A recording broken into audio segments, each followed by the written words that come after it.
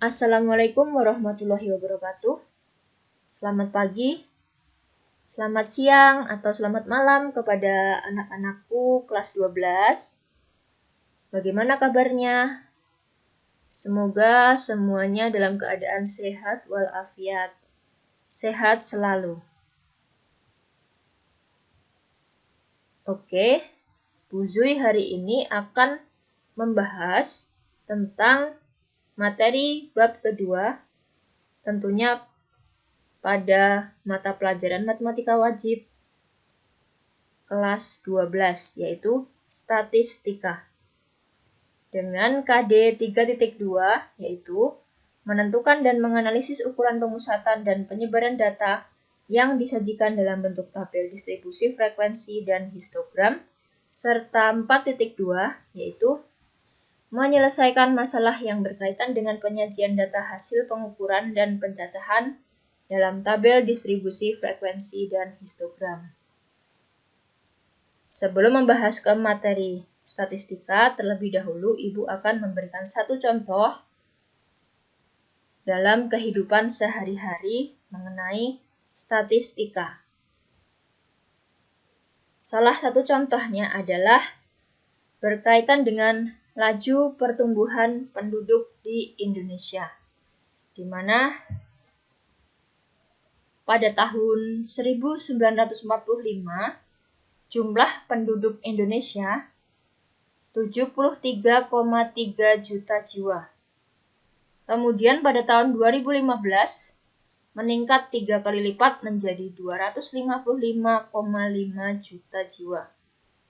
Nah, hal ini menempatkan Indonesia pada posisi negara keempat dengan penduduk terbanyak setelah Tiongkok, India, dan Amerika Serikat. Inilah salah satu contoh statistika dalam kehidupan sehari-hari berkaitan dengan laju pertumbuhan penduduk. Dan sebelum membahas ke materi lebih lanjut lagi, terlebih dahulu kita akan mengenal Bapak tokoh statistika, yaitu Bapak Ronald A. Fisher, di mana dari biografinya Ronald A. Fisher ini adalah Bapak tokoh statistika yang menemukan banyak konsep baru dalam statistika. Di antaranya adalah konsep likelihood, distribusi, dan variansi. Kemudian dari biografi ini, Fisher juga telah memenangkan medali dalam beberapa kompetensi esai matematika di sekolahnya. Kemudian beliau juga termasuk dalam peneliti. Beliau dapat menggabungkan antara ilmu statistika dan genetika. Jadi beliau meneliti bidang genetika yang dianalisa menggunakan ilmu statistika. Dan pada akhir biografinya, beliau menjadi guru matematika dan fisika di beberapa sekolah dan menjadi peneliti terkenal bidang statistika dan genetika. Bapak Ronald A. Fisher,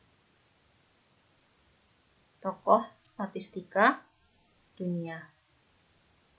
Oke, dari biografi ini kita dapat melanjutkan bahwa statistika itu adalah ilmu yang mempelajari bagaimana merencanakan, mengumpulkan, menganalisis, menginterpretasi, dan mempresentasikan data.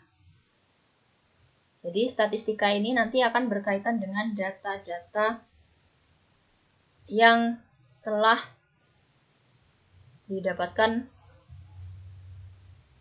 dan Data-data tersebut akan kita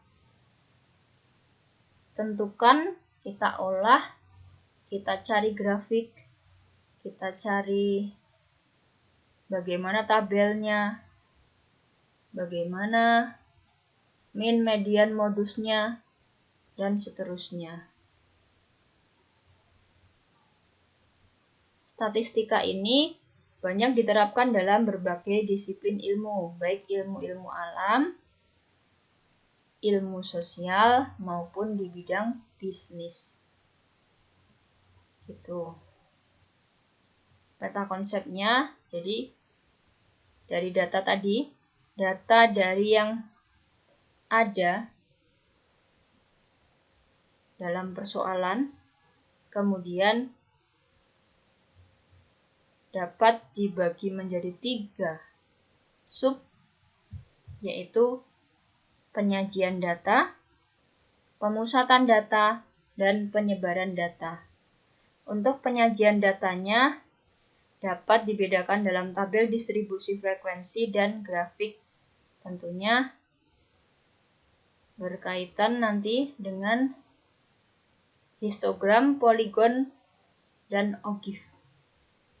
Apa itu histogram, apa itu poligon, dan apa itu ogive akan kita pelajari hari ini.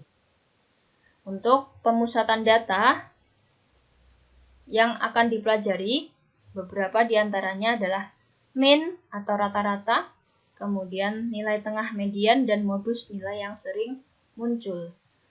Ada penambahan beberapa materi lagi, termasuk kuartil, desil, persentil, dan seterusnya. Kemudian pada penyebaran data, ada simpangan rata-rata, simpangan baku, dan ragam atau varian. Oke, kali ini kita akan membahas dulu mengenai penyajian data, yaitu tabel distribusi frekuensi dan grafik dari histogram, poligon, dan ogive bentuknya.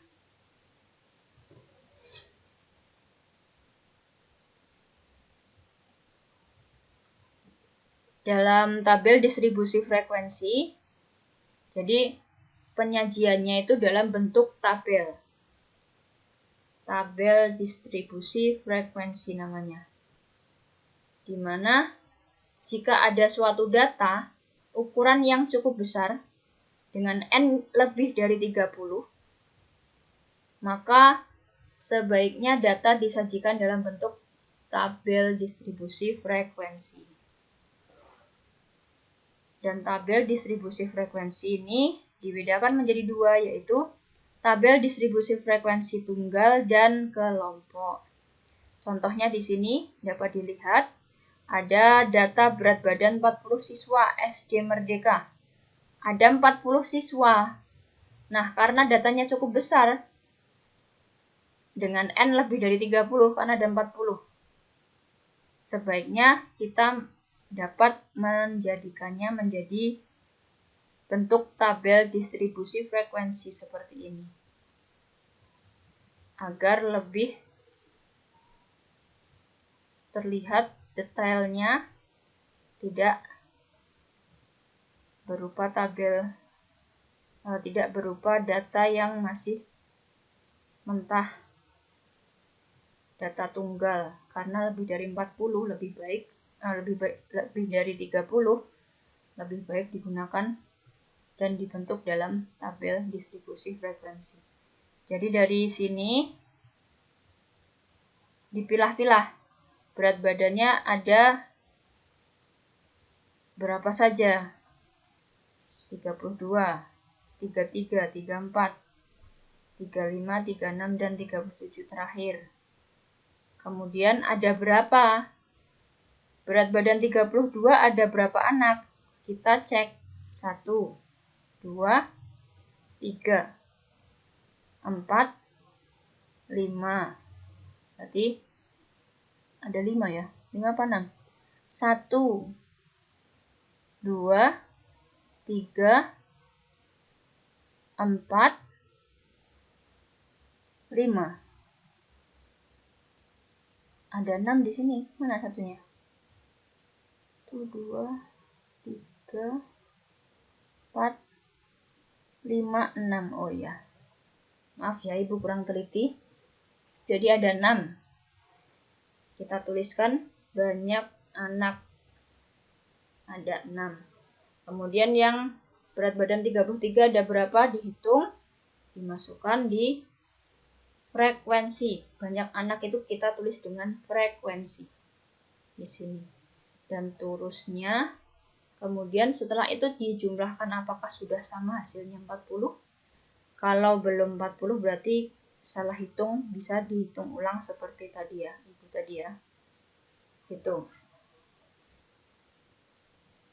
Kemudian untuk data yang sangat besar, sebaiknya tabel distribusi frekuensi berkelompok itu dibuat ya lebih dari 40 tadi. Makanya kita harus dan sebaiknya menggunakan tabel distribusi frekuensi kelompok. Kelompokkan lagi nanti rentang, diberikan rentang.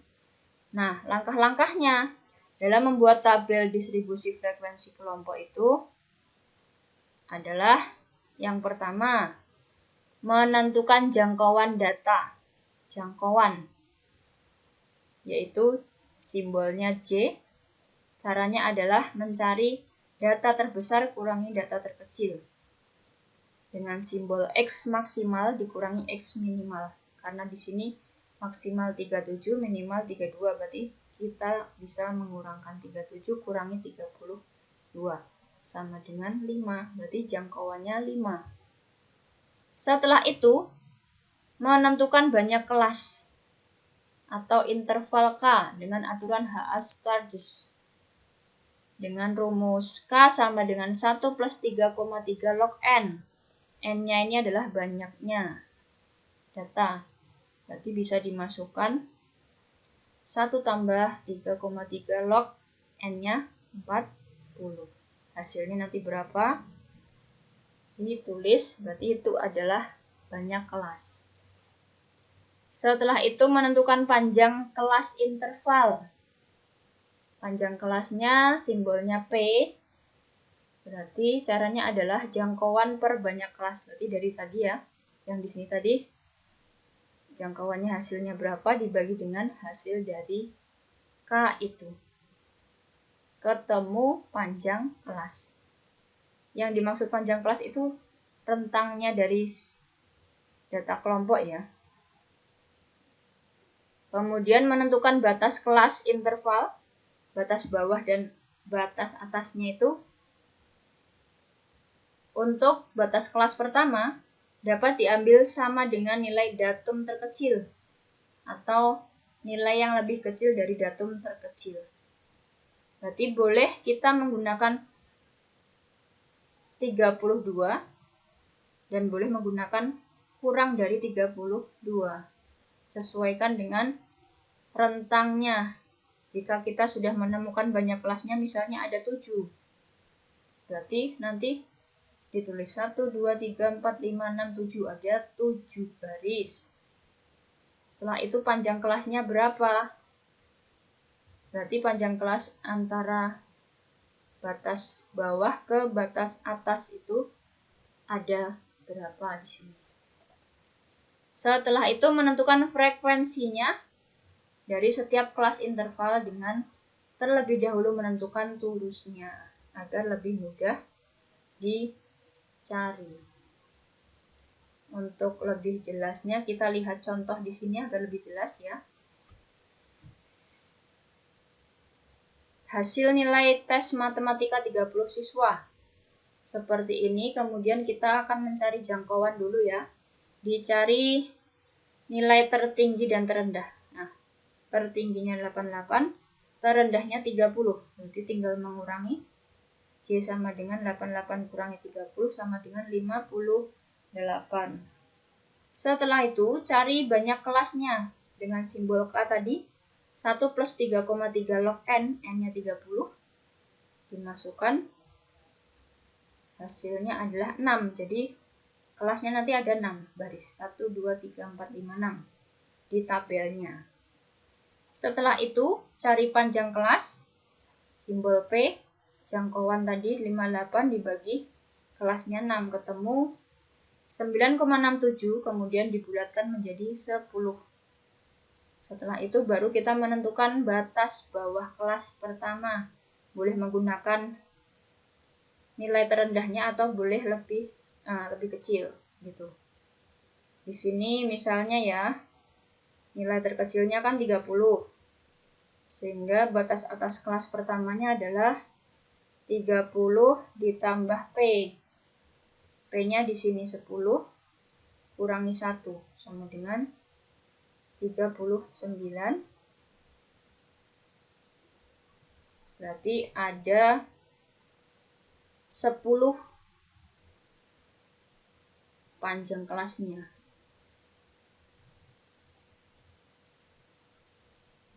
Kelas interval pertama gitu ya. 39, 10 adalah panjang kelasnya. Panjang kelas dari sini.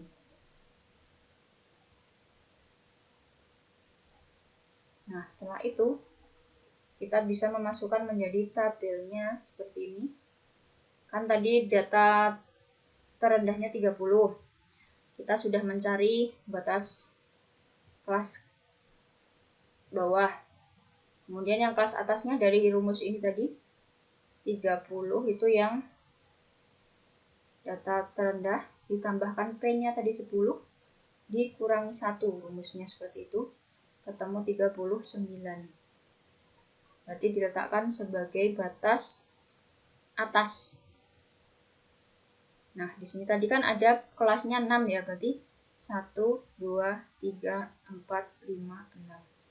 Bisa dikira-kira sesuaikan dengan rumus ini. Kalau panjangnya 10, berarti dari sini ke sini itu 10. Kelasnya 6, panjangnya 10. Kemudian data kelas batas atasnya adalah 39. Frekuensinya baru kita cari lagi. Nilai yang antara 30 sampai 39 itu berapa tadi? Di sini ada berapa? Ada 2. Tulis di frekuensinya. 4. Jadi total frekuensi harus sesuai, yaitu 30. Kalau belum 30 berarti salah dalam mencari, kurang teliti, harus diteliti lagi. Gitu. Paham ya?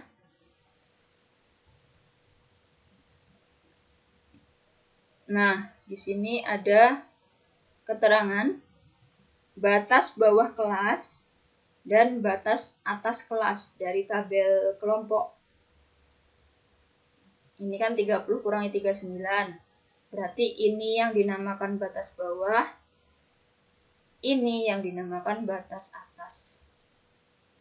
Batas bawah, atas, dan seterusnya. Yang dimaksud dengan batas bawah itu berarti yang paling kiri, batas atas yang kanan. Kemudian ada istilah tepi bawah kelas dan tepi atas. Tepi, yang namanya tepi berarti yang paling tepi dari batas itu. Caranya adalah batas bawah dikurangi 0,5, batas atas ditambah 0,5. Dan itu berlaku untuk data kelompok yang angkanya angka utuh, tidak berupa angka yang memiliki koma atau desimal. Pengurangannya dan penambahannya adalah 0,5. Berarti yang dimaksud tepi bawah kelas itu berapa? 29 untuk yang baris pertama gitu ya. Tepi bawahnya 29,5, tepi atas 39,5. Yang bawah dikurangi setengah, yang atas ditambah setengah. Kemudian ada istilah panjang interval. Interval dari bawah atas begini, interval itu jarak selisih gitu. Caranya adalah tepi bawah kurangi tepi atas kurangi tepi bawah. Jadi setelah kita mencari tepi atas tadi dengan tepi bawah, kita kurangi 39,5 dikurangi 29,5, hasilnya adalah 10. Semuanya nanti kalau kita cari atas kurangi bawah, bagian tepinya hasilnya 10. Semuanya 10. Kalau sudah sama berarti sudah benar bentuk tabelnya. Kemudian titik tengah kelas. Bagaimana cara mencari titik tengah? Caranya adalah batas bawah tambah batas atas dibagi 2. Itu namanya titik tengah. 30 tambah 39 dibagi 2, yaitu 34,5. Contoh lain ya untuk tabel distribusi frekuensi seperti ini. Ini kan kelasnya. Kemudian ada batas kelas, ini tepi harusnya ya. Tepi bawah, tepi atas. Caranya seperti tadi. Dikurangi 0,5 ditambah 0,5. Kurangi 0,5 tambah 0,5. Diperolehlah seperti ini. Kemudian frekuensinya. Jangan lupa untuk mencari titik tengah nanti bisa ditambah sendiri di sini ya. Caranya batas bawah tambah atas dibagi 2, itu namanya nilai tengah. Titik tengah kelas. Biasanya disimbolkan dengan X. Contoh lain lagi nih. Yang sudah Ibu katakan tadi ya. Jadi pengurangan 0,5 dan penjumlahan atau penambahan 0,5 itu ketika kelasnya itu datanya berupa angka utuh. Tidak memiliki koma, angka di belakang koma, tidak ada. Ketika ada angka di belakang koma seperti ini, pengurangannya bukan 0,5 lagi, tetapi sesuaikan dengan jumlah angka pada bagian belakang koma. Nah, di sini di belakang koma kan ada satu angka. Berarti pengurangannya adalah 0,05. Jadi ada satu angka 0 di belakang koma. Kalau ini kan pengurangannya tadi 0,5 ya. Setelah koma ada angka 5. 0,5. Tapi ketika komanya ada 1 di belakang, angkanya ada 1, berarti pengurangannya dan penambahannya adalah 0,05. Kalau di belakang koma ada 2 angka, berarti 0,005. Nolnya ada 2. Kalau di belakang koma ada 3 angka, berarti 0,0005. Seperti itu caranya. Paham? Oke. Kalau sudah, kita membahas ke grafik. Ada 3 macam ya penyajian grafik data kelompok itu. Yang pertama adalah histogram, kedua poligon frekuensi, dan ketiga adalah ogive atau grafik frekuensi kumulatif. Histogram itu sendiri adalah penyajian distribusi frekuensi menggunakan diagram batang tegak. Histogram itu berupa diagram batang ya, dengan jarak dari batang ke batang itu tidak ada. Jadi histogram itu berhimpit gandeng seperti itu. Kalau poligon frekuensi, jika setiap titik tengah sisi atas persegi panjang, jadi sisi atas atau ini itu titik tengah dari data dihubungkan dengan suatu garis, maka terbentuklah poligon frekuensi. Nah, contohnya seperti ini. Ada data kelas ini, kita akan membuat histogram. Caranya adalah menentukan dulu tepi bawah dan tepi atasnya dengan mengurangi setengah dan menambah setengah ya, sehingga diperoleh seperti ini.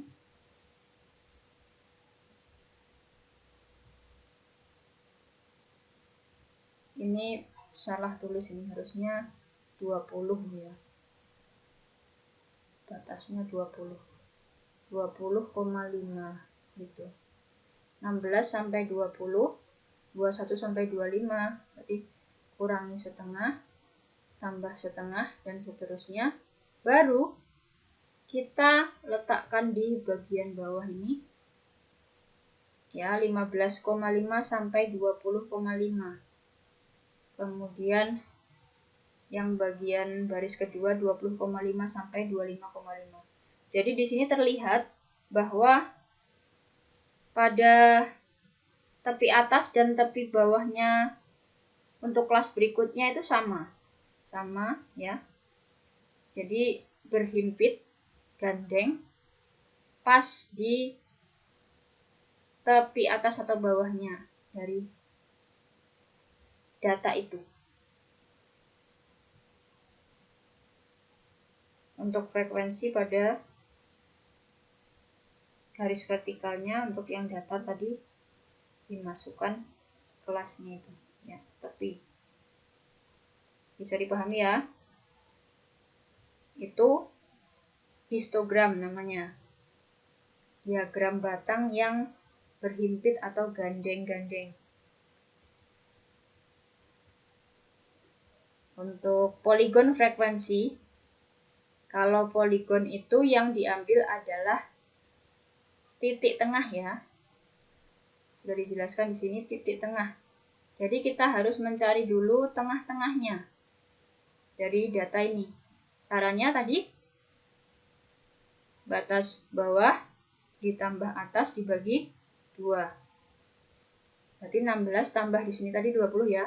16 tambah 20 dibagi 2, 21 tambah 25 bagi 2, dan seterusnya diperoleh 18, 23, 28, 33, 38. Nah, dari tengah-tengah itu diberi titik, dan dari titik-titik itu dihubungkan dengan garis.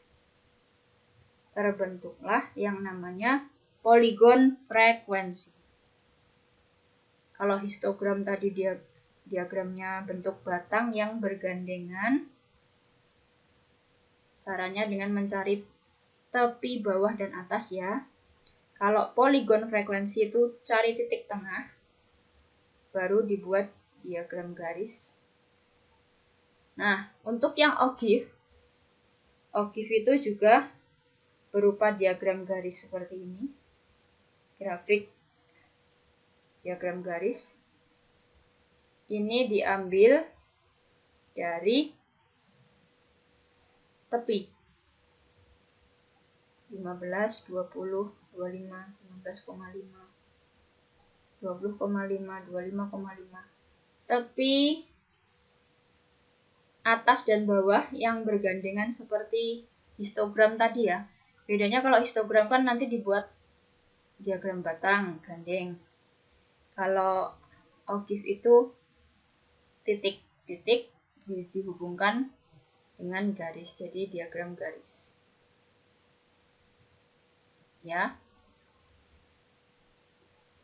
Dalam ogive itu sebenarnya dapat dibedakan menjadi 2, yaitu ogive kurang dari dan lebih dari. Dan sebelum membuat ogive, terlebih dahulu dari tabel distribusi frekuensi itu kita cari dulu frekuensi kumulatif. Frekuensi kumulatif yang kurang dari dan yang lebih dari. Contohnya di sini ya. Ada tabel data ini, akan kita cari frekuensi kumulatif. Apa itu frekuensi kumulatif? Frekuensi kumulatif itu gabungan dari frekuensi-frekuensi antara data 1 ke data 2, data 2 dengan 3, dan seterusnya. Untuk jelasnya kita lihat di sini ya. Jadi frekuensi kumulatif yang kurang dari itu, cara mencarinya, untuk data pertama tetap. Data kedua berarti frekuensi kumulatif keduanya dengan cara frekuensi pertama tambah frekuensi kedua. Itu sama dengan frekuensi kumulatif baris kedua. 6. Kemudian dari 6 tadi ya, tambah 8 ketemu 14. 14 tambah 10, 24. Tambah 5, 29. Tambah 1, 30. Seperti ini. Tambah, begitu. Hasilnya seperti ini. Jadi hasil akhir untuk frekuensi kumulatif harus total jumlah, yaitu 30. Untuk yang kurang dari. Nilai yang kurang dari. Untuk yang lebih dari, caranya dibalik. Dari jumlah dulu, dari keseluruhan ada 30. Ibaratnya di sini kan datanya kan yang lebih dari 29,5 ya. Lebih dari sama dengan 29,5, berarti kan di sini 29,5, anggap saja. Jadi kan semuanya, karena lebih dari sama dengan. Sehingga semuanya totalnya ya 30. Begitu. Setelah itu naik menjadi, untuk baris kedua lebih sama dengan 39,5. Berarti yang lebih dari 39,5 itu yang mulai baris kedua ini. Berarti 30 dikurangi 2. Ketemulah 28. Seperti itu. Terus dikurangi 8 lagi. Dikurangi 4 dulu ya. 4, 24, kurangi 8, dan seterusnya begitu. Sesuaikan dengan membaca nilai ini ya. Misal, nilai yang lebih dari sama dengan 59,5 berarti kan di sini. Sini sampai ke sini. Berarti ya 10, 5, 1. Ada 16. Bisa dipahami?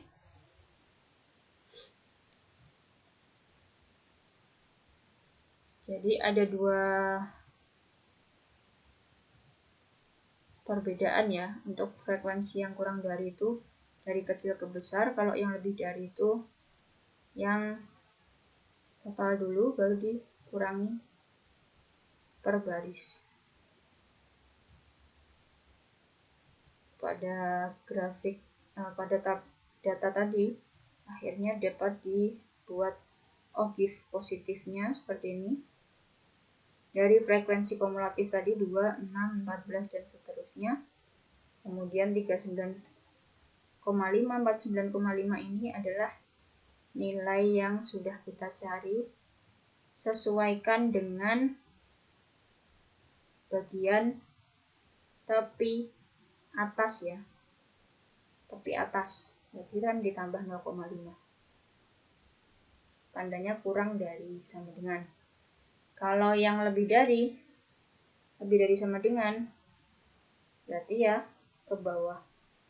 Dari 30 ke 28 ke 24 dan seterusnya. Tidak sama ya, angkanya tidak sama karena pengurangannya pada setiap baris kan berbeda. Seperti yang sudah Ibu jelaskan tadi. 30 kurangi 2, nanti baris kedua. 28 kurangi 4, nanti baris ketiga. Seperti itu. Oke. Sampai di sini pertemuan kita hari ini. Apabila kurang jelas, silakan diulang lagi videonya, pelan-pelan didengarkan, belum jelas lagi, di stop dulu videonya, dengarkan ulang, dan seterusnya sehingga kalian paham. Saya kira untuk materi dasar dari statistika pada pertemuan pertama ini masih mudah ya. Oke, Ibu akhiri sampai di sini. Assalamualaikum warahmatullahi wabarakatuh.